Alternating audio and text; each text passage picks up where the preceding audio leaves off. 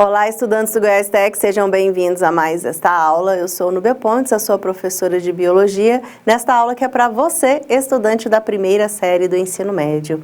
Nós estamos estudando sobre ecossistemas e hoje o nosso foco será na sua relevância. Então, o título da aula, relevância dos ecossistemas, o mesmo que dizer, né, a importância desses ecossistemas. Qual é? E isso está lá no nosso capítulo 1, você pode relembrar lá na sua abertura a habilidade a ser desenvolvida e o objetivo de aprendizagem. Na última aula, eu comentei sobre as características dos biomas brasileiros, seguindo aqueles requisitos da atividade de pesquisa, né? E vocês podem também organizar esses conhecimentos, cada um no seu caderno, na forma de um mapa conceitual. Fica aí uma sugestão de atividade. É uma atividade extra, não é uma atividade obrigatória, mas é uma atividade interessante para vocês organizarem o que já aprenderam sobre os biomas e para estudar para avaliação, uma vez que esse conteúdo está lá. Tá? Então, temos questões tratando sobre os diferentes biomas brasileiros. E aqui um exemplo, né, que eu peguei pronto, né, da internet, de um mapa conceitual redigido aí em torno do tema biomas brasileiros, trazendo as principais características do bioma Amazônia, o Pantanal, o Pampa, o Cerrado, a Caatinga, a Mata Atlântica. Se fôssemos pegar aí estes nossos biomas e classificá-los dentro daqueles biomas terrestres, né, mais gerais, vocês perceberiam que tanto a floresta amazônica quanto a Mata Atlântica podem ser classificados, né, como florestas tropicais, que o Cerrado e a Caatinga são tipos de savanas e que nós temos também ali os Pampas como campos, né? O Pantanal entra também junto ali na parte de floresta tropical, um pouco ali de savana. É um ecossistema único, né? Bem diferenciado e que tem suas próprias características, tanto que ele tem uma categoria só para ele aqui de classificação no nosso país. E vocês podem fazer este modelinho aí no caderno. Além disso, falei sobre ecossistemas não naturais, né? Então, além dos biomas que surgiram naturalmente e se estabeleceram durante a história de evolução geológica e biológica do nosso planeta, nós temos a natureza modificada pelo ser humano e gera também novas organizações, novos ecossistemas. Falei do agrossistema, né, que é esse ecossistema artificial criado e desenvolvido para a gente explorar recursos da natureza na forma de espécies de plantas e animais, de onde a gente obtém matéria-prima. E os ecossistemas urbanos, né, que também ocupam e modificam a natureza para a ocupação humana, criando novos habitats, fazendo com que espécies se adaptem a estes ambientes. E são ecossistemas, né, que são artificiais. Deixei uma atividade de reflexão, atividade número 2, para vocês fazerem em dupla, preenchendo esse quadro, onde são postos, vocês colocariam, né, os impactos ambientais ocasionados por ações antrópicas, que são as ações do ser humano, em áreas rurais e áreas urbanas, né, já que o ser humano modifica esses ambientes naturais, quais são os impactos negativos que eles podem causar, né? Então, pedi para vocês identificarem isso. E eu trouxe aqui uma listinha para vocês compararem com o que foi feito, né? Eu sei que vocês podem ter colocado outras coisas, mas vamos fazer essa comparação. Fica, então, como uma correção de atividade, ok? Então, pega aí a apostila, lápis e caderno e vamos corrigir.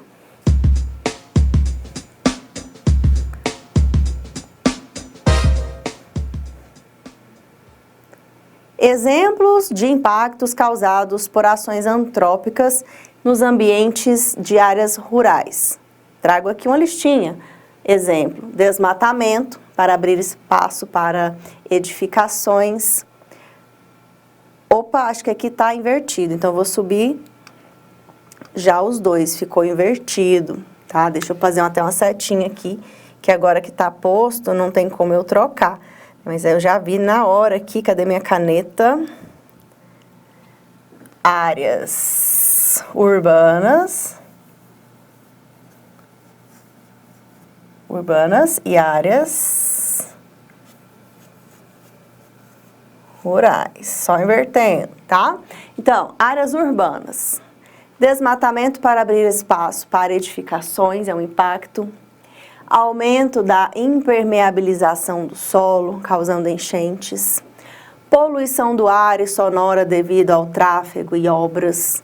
Redução da biodiversidade local. Contaminação de rios e solos por resíduos urbanos.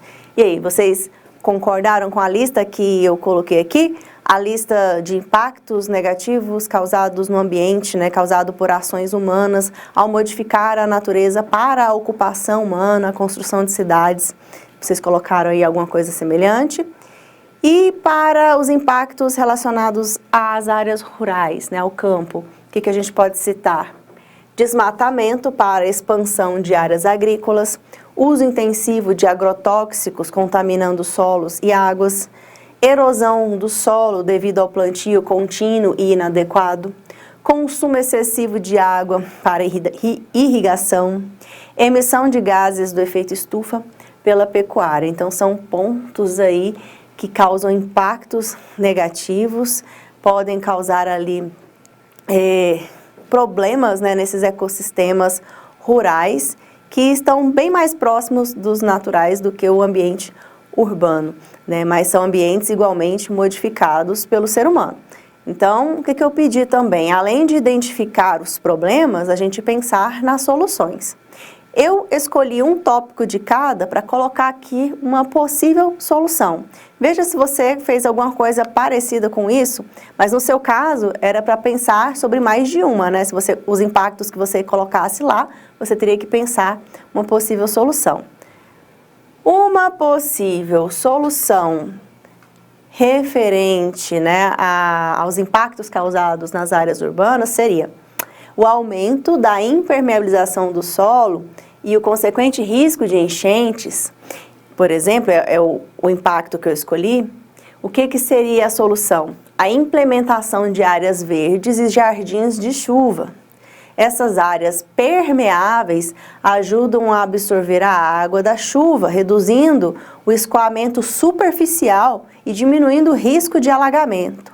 Além disso, a utilização de pavimentos permeáveis nas vias e calçadas também pode auxiliar na infiltração da água do solo. Então, quando a gente tem um problema que é a impermeabilização do solo, a gente pode implementar o que para tentar solucionar? Áreas verdes e jardins de chuva, bem como utilização de pavimentos permeáveis. Algumas soluções para um impacto. O outro impacto, que é referente à área rural, eu escolhi aqui o uso intensivo de agrotóxicos, porque inclusive é o nosso próximo assunto nos próximos capítulos. O que seria uma possível solução? A adoção da agricultura orgânica ou um manejo integrado de pragas, chamado de MIP. A gente vai estudar sobre isso, tá? E essas práticas, elas buscam controlar pragas de forma sustentável, utilizando técnicas como rotação de cultura, uso de inimigos naturais das pragas e aplicação de biopesticidas. Isso reduz a dependência de agrotóxicos químicos, minimizando a contaminação de solos, água e promovendo a saúde do ecossistema. E aí, você propôs alguma solução parecida com essa para algum impacto que você listou aí em áreas rurais? Então, perfeito. Aqui, pessoal, não tinha uma resposta 100% certa, 100% errada. Aqui a intenção, né, era colocar vocês para refletir um pouco sobre as ações do ser humano, sobre os ambientes naturais que geram modificações que são importantes para nós, mas em contrapartida geram prejuízos para o meio ambiente, geram impactos negativos. E quanto, né, à relevância dos ecossistemas, a gente já tem consciência que a gente impacta. Esse impacto pode ser negativo, mas pode ser positivo. Quando a gente pensa em soluções para preservar, para conservar, manter os recursos da natureza não só para hoje, mas também pensando no futuro. E assim, né, a gente pensa na preservação dos ecossistemas ao redor do mundo. E porque deles depende a nossa sobrevivência. Porque os ecossistemas, eles oferecem uma coisa muito importante, que é a biodiversidade, é a diversidade da vida, é a variedade da vida, é o número de diferentes espécies que existem nos diferentes ecossistemas e muitas a gente ainda nem conhece, tá? E essa biodiversidade que existe ali nos ecossistemas é responsável por participar de processos ecológicos, né? Então, nós temos ali um equilíbrio dentro dos ecossistemas, espécies que são dependentes. Se a gente elimina, extingue alguma espécie, nós vamos ter problemas na manutenção de outras, e assim o equilíbrio ecológico ele é quebrado. E a gente precisa desse equilíbrio ecológico para a manutenção de fenômenos biológicos. Por exemplo, nós estamos em um momento em que a gente sofre com a falta de chuvas, ou o contrário, né, o excesso de chuvas gerando alagamentos, né, a falta gerando secas, né? Então o equilíbrio nos ecossistemas é necessário para manter esses fenômenos acontecendo, manter a vida como nós a conhecemos e como ela já está adaptada, funcionando. E vocês já aprenderam, né, que esses ecossistemas têm esses fatores abióticos, os fatores físico-químicos, climáticos, fatores edáficos e as comunidades, né? Essas comunidades, elas trazem uma grande diversidade genética, né, que é isso que a biodiversidade proporciona, tá? Tanto em quantidade de espécies, quanto na quantidade de populações. E é da natureza que nós tiramos recursos naturais que são valiosos, né? A gente depende da qualidade da água e do ar. Matéria-prima, como por exemplo a madeira e outros recursos vegetais, outras substâncias químicas que nós utilizamos em remédios, na alimentação, no abrigo, no vestuário. E ali também é fonte de cultura e lazer, né? Eu mencionei em aulas anteriores alguns povos originários, né? Povos que habitam há muito tempo região do Cerrado e guardam na sua comunidade, guardam consigo informações riquíssimas sobre o nosso ecossistema, sobre o nosso cerrado, o nosso bioma, tá? Ecossistema que contém, então, muita biodiversidade, as comunidades contêm muito conhecimento que precisa ser transmitido de uma geração para outra, valorizado.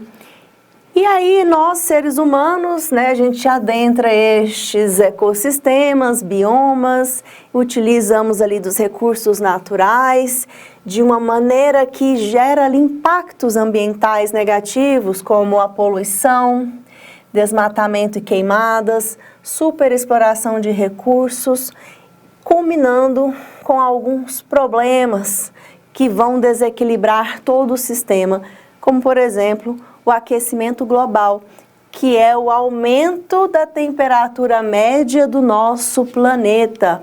E qual o problema de ficar um pouquinho mais quente? Desequilíbrio ambiental, tá? Então aquela chuva esperada naquele determinado momento, ela pode atrasar.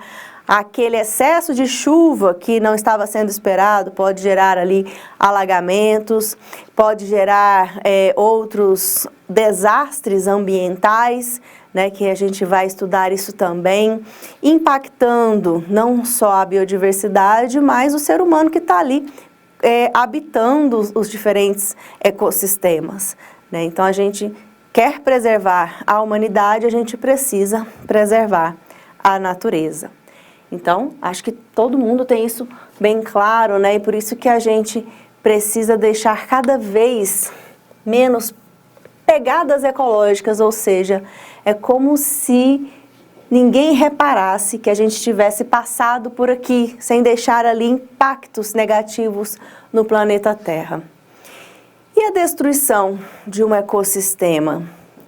Como que ela pode acontecer? Ela pode vir de uma força externa ou de um desequilíbrio interno, tá? O que seriam forças externas, desequilíbrio interno, qual a diferença? Por exemplo, aqui nós temos fenômenos naturais, né, como formação de tufão, furacões, uma erupção vulcânica, queimadas, né, que podem acontecer naturalmente, terremotos. Mas já aqui nós temos uma ação humana, né? Então a gente produz lixo, rejeitos, detritos, substâncias poluentes que a gente não dá conta de lidar com elas e a gente acaba jogando diretamente, sem nenhum tipo de destinação correta ou tratamento, ali na natureza, né, como acontece o que está sendo mostrado aqui na imagem, né, o descarte do esgoto em córregos, rios, riachos, o lixo poluindo o solo, a água, além da poluição da atmosfera, né, por substâncias liberadas pela atividade industrial, dos automóveis.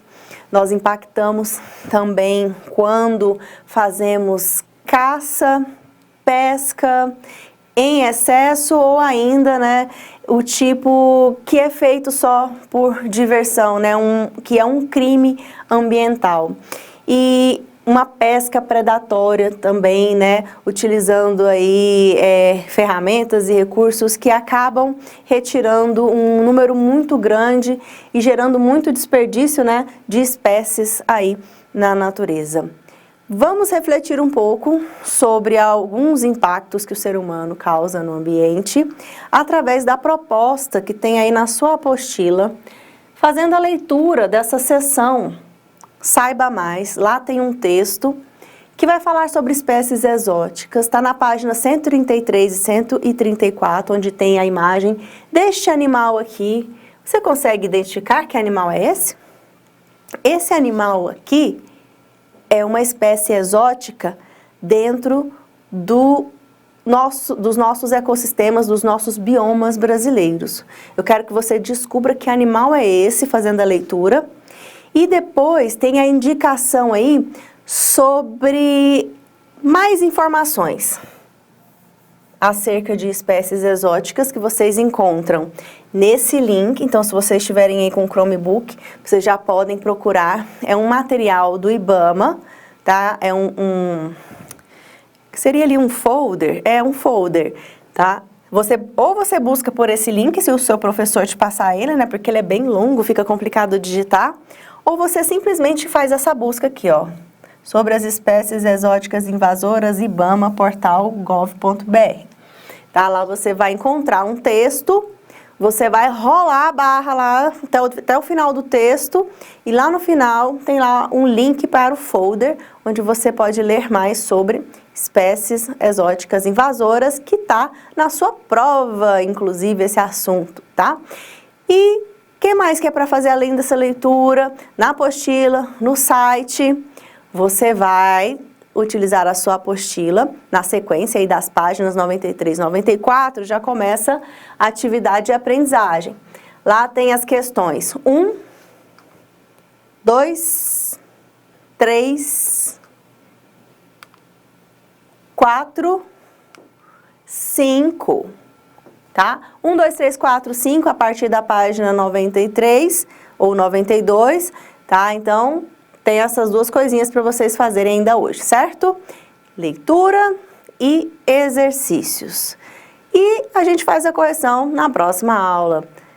Se organizem aí, sob a orientação dos professores, e até uma próxima. Tchau, tchau.